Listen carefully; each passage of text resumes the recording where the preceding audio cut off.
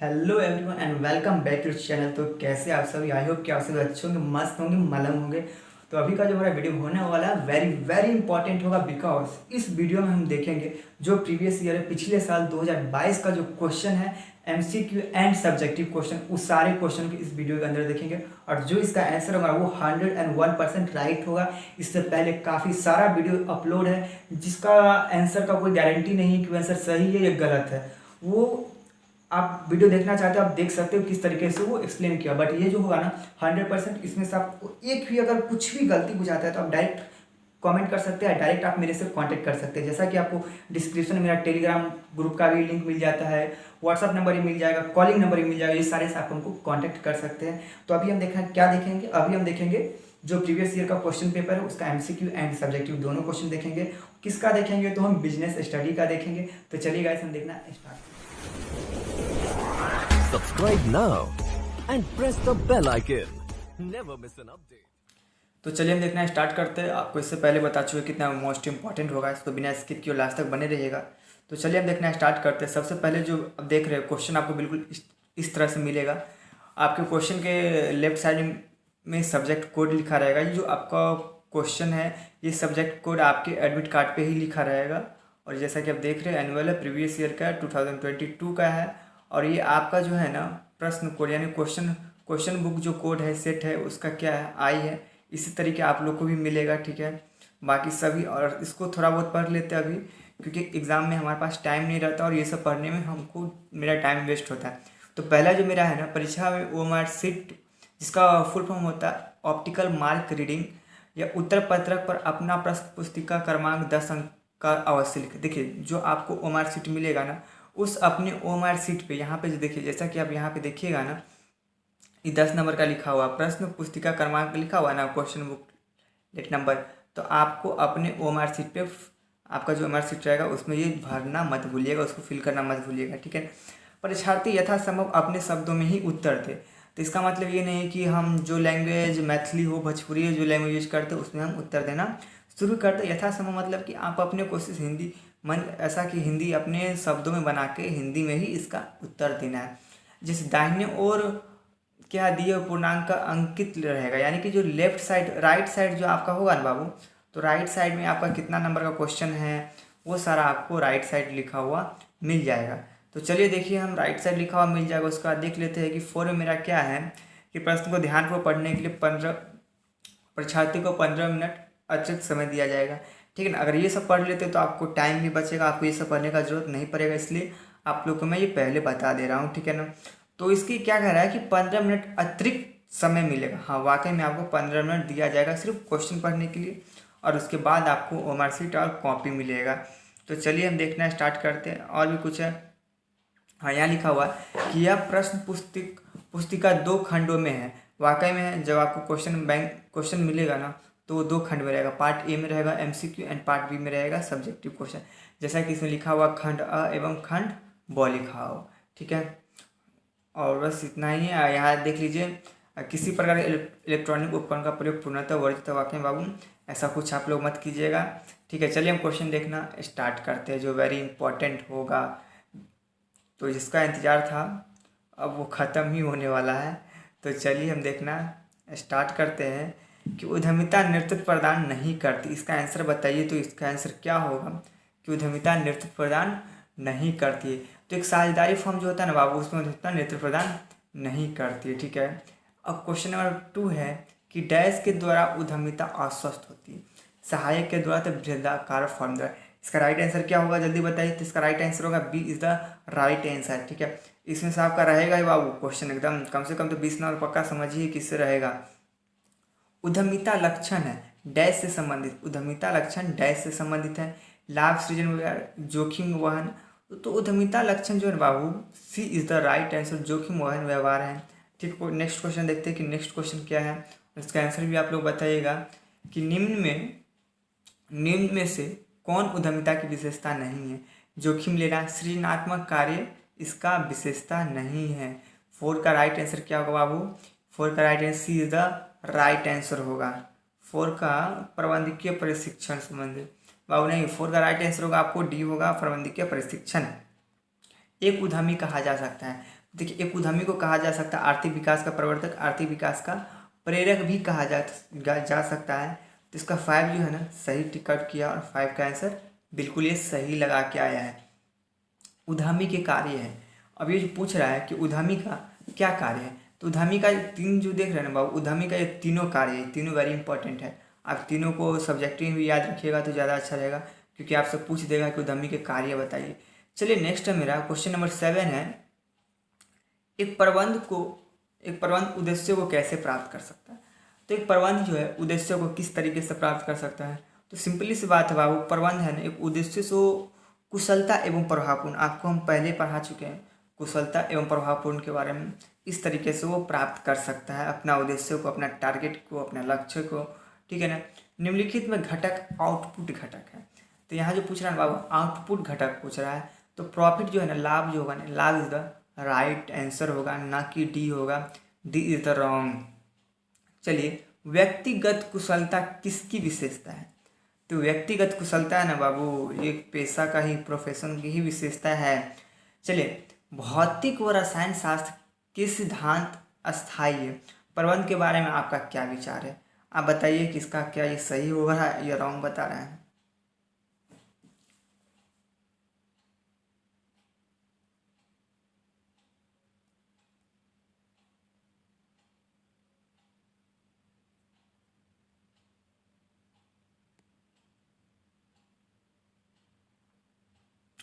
आपसे क्वेश्चन कर रहा है कि भौतिक व रसायन शास्त्र के सिद्धांत अस्थायी है, प्रबंध के बारे में आपका क्या विचार है, बता सकते हैं। ऐसा है तो बाबू इसका राइट आंसर क्या होगा, कमेंट करके जल्दी से बता देता है। तो इसका राइट जो आंसर होगा बाबू ना अस्थायी है, सिद्धांत का उपलब्ध नहीं। तो ये प्रबंध के सिद्धांत है ना अस्थायी, इसकी कोई गारंटी नहीं है, इसका कोई 100% करेक्ट नहीं है कि हाँ ये होगा, प्रबंध है। तो ये वेरी इंपॉर्टेंट है बाबू, ये सब तो बहुत इजी क्वेश्चन। प्रबंध क्या है, तो इसका आंसर जल्दी से बता दीजिए, मैंने बताऊंगा, बता दूँ। प्रबंध कला और विज्ञान दोनों है। प्रबंध कला है, तो प्रबंध जो कला है ना बाबू, स्वयं काम करने एवं दूसरे से काम लेने की, ये दोनों ही एक प्रबंध का कला है। जॉर्ज आर टेरी के अनुसार प्रबंध के कार्य कितने हैं, तो ये पूछ रहे हैं कि जॉर्ज आर टेरी के अनुसार प्रबंध के कितने कार्य हैं। तो जॉर्ज आर टेरी के अनुसार प्रबंध के 4 कार्य। बाबू आप टेंशन मत लीजिए, इसका PDF आप लोगों को मिल जाएगा। कहाँ मिलेगा, तो अपने टेलीग्राम ग्रुप में मिलेगा। आप लोग जल्दी से जाइए अपना टेलीग्राम ग्रुप ज्वाइन कीजिए, और अभी तक ज्वाइन नहीं किए तो इसका टेलीग्राम आपका जो डिस्क्रिप्शन है, कमेंट बॉक्स है, वो सभी जगह आपको इसका लिंक मिल जाएगा। वहाँ आप कांटेक्ट भी कर सकते हो, कॉलिंग भी कर सकते हो। आप जिस तरीके से आप मेरा हेल्प ले सकते हैं, हम उस तरीके से आपका हेल्प करने के लिए ऑलवेज रेडी, यानी कि हमेशा ही तैयार रहता हूँ, ठीक है। अब समन्वय है, बताइए कि इसका राइट आंसर क्या होगा। समन्वय क्या आवश्यक है बाबू, ये बनाना ही होगा, आपको नेसेसरी है। वैज्ञानिक प्रबंध के पिता है, इसको तो FW टेलर जी है, ठीक है। उसके बाद देखिए कि मानसिक क्रांति मूलाधार है, तो मानसिक क्रांति है ना वैज्ञानिक प्रबंध का, संयोजन का, विवेकीकरण का, तो इनमें से जो होगा ना सभी इज द राइट आंसर। देखिए, परंपरागत प्रबंधकों को मजदूरी दी जाती थी। अब बताइए कि आज से 50 साल पहले जो लोगों को मजदूरी दी जाती थी वो ज़्यादा दी जाती थी या कम दी जाती थी, तो बाबू बहुत ही कम दिया जाता था। और अभी बताओ कि अभी कमेंट करके बताओ कि अभी कितना दिया जा रहा है, जल्दी से बता दो ना। चलो, वैज्ञानिक प्रबंध में उत्पादन होता है। अब बताइए महाराज, वैज्ञानिक प्रबंध में उत्पादन कितना होगा, घट गया होगा, एकदम शून्य हो गया, क्या होगा जल्दी बताओ ना यार। इसका होगा बाबू न्यूनतम होगा, अधिकतम होगा। वैज्ञानिक प्रबंध उत्पादन कितना होता है, अधिकतम होता है ना बाबू, इसलिए तो लोग वैज्ञानिक प्रबंध यूज करता है कि ज़्यादा से ज़्यादा। चलिए, ये पूछ रहा है कि नवीन आर्थिक नीति घोषित हुई थी। अब बताइए कि नवीन आर्थिक नीति जो है ना घोषित कब हुआ था, तो नवीन आर्थिक नीति जैसा कि टिक लगाया हुआ बालक बिल्कुल सही लगाया हुआ, जुलाई 1991 में। चलिए, व्यवसाय के आर्थिक वातावरण को डैश को प्रभावित करती है, तो व्यवसाय के आर्थिक वातावरण को डैश प्रभावित करता है। तो आप जो देख रहे हैं बाबू, आर्थिक प्रणाली, आर्थिक विकास, आर्थिक नीति, ये सभी 20 का D is the right answer. चलिए, सेंसेक्स कंपनी पर आधारित है, तो बाबू इसका 75% आंसर नहीं होगा, इसका आंसर होगा 30% इज द राइट आंसर। वित्त व्यवस्था निर्णय से संबंधित है, तो वित्तीय ढांचा है, ठीक है। नियंत्रण से संबंधित है, परिणामों से, तो बाबू नियंत्रण जो होगा ना वो परिणाम से संबंधित होगा, ए रिजल्ट से। चलिए, नियंत्रण की आवश्यकता सभी स्तरों पर होती है, इनमें से सभी वाकई बाबू नियंत्रण, कंट्रोलिंग तो बाबू हर जगह जरूरी है ना, वरना लापरवाही ऐसा चलेगा कि संभालना मुश्किल हो जाएगा। निर्देशन प्रबंध प्रक्रिया का डैश चरण है। अब ये पूछ रहा है निर्देशन जो प्रबंध प्रक्रिया का कितना चरण है। अब निर्देशन डायरेक्टिंग अब चतुर्थ आएगा, D is the right answer आएगा। फोर्थ हुआ, क्या होगा इसका आंसर? 25 का आंसर डी। चलिए, निर्देशन के अंतर्गत डैश को सम्मिलित किया जाता है, नियोजन को, संगठन को, तो प्लानिंग को निर्देशन के अंतर्गत। हेनरी फ्यूल ने प्रबंध के कितने सिद्धांत थे? वेरी इंपॉर्टेंट है। बताइए कि हमारे हेनरी फ्यूल जो है प्रबंध कितने सिद्धांत थी? तो हेनरी फ्यूल जो है ना प्रबंध के 14 सिद्धांत दिए हैं। तो इसका याद करने का भी ट्रिक है, पहले बता चुके हैं। इससे पहले वाला वीडियो आप नहीं देखे तो वीडियो जाकर पहले वॉच कर लीजिए। वैज्ञानिक प्रबंध के अंतर्गत निम्न से कौन सा अध्ययन नहीं किया जाता है? जल्दी से बताइए। इसका आंसर बहुत ईजी है और आप आसानी से इसका आंसर दे सकते हैं कि इसका राइट आंसर क्या होगा। मैं नहीं बताऊंगा। अरे बाबू, वैज्ञानिक प्रबंध तीन ही तो, ये सब तो है ना, गति अध्ययन, समय अध्ययन, थकान अध्ययन। आप बताओ, लाभ अध्ययन भी किया जाता है? तो नहीं, लाभ का कोई अध्ययन नहीं किया जाता है। करोगे तुम लाभ अध्ययन? बताओ तो कमेंट करके कि लाभ अध्ययन करोगे कि कौन सा अध्ययन करोगे। वैज्ञानिक प्रबंध लाता है सामाजिक परिवर्तन, आर्थिक परिवर्तन, मानसिक परिवर्तन, औद्योगिक परिवर्तन। तब आप ये मानसिक परिवर्तन तो जरूर लाता है, कुछ लाए ना लाए। ठीक है। टेलर ने किस वर्ष श्रमिक इंजीनियर बने? तो भाईजान मेरे टेलर जो है ना 1884 में श्रमिक इंजीनियर बने। नियोजन होता है, देखो बाबू, अब प्लानिंग अब तुम सब तरह से कर सकते हो। ऐसे 100 साल बाद का प्लानिंग कर सकते हो, 6 महीना पहले का प्लानिंग कर सकते हो, 2 दिन का भी प्लानिंग कर सकते हो और 1 घंटा का भी प्लानिंग कर सकते हो। तो प्लानिंग जो होता है ना बाबू, सभी अवधि के लिए होता है। ठीक है ना बाबू, नींद बहुत लग रहा है यार। नियोजन होता है तो नियोजन क्या है? भविष्य के लिए होता है यार। अब तुम पास्ट के लिए प्लानिंग करोगे? बताओ, पिछले महीना की प्लानिंग तुम कुछ करोगे नहीं ना। जब भी करोगे तो आने वाला मंथ के लिए प्लानिंग करोगे। तो इसका आंसर क्या हो जाएगा? Is a very right answer. जो बालक टिक आउट किया जाए 100% सही किया है कि किसका योजना से संबंध नहीं है। तो बताओ, बजट है, योजना संबंधी कार्यविधि है, कार्यक्रम है, सभी का संबंध है। बट बाबू अभिप्रेरणा मोटिवेशन जो है इसका कोई लेना देना नहीं, बिंदास बंदा है। अब संगठन प्रक्रिया का नाम है। तो बाबू 2 नहीं होगा, A is the wrong answer, D is the right answer. चलिए, किसी उपक्रम में संगठन की स्थापना करता है?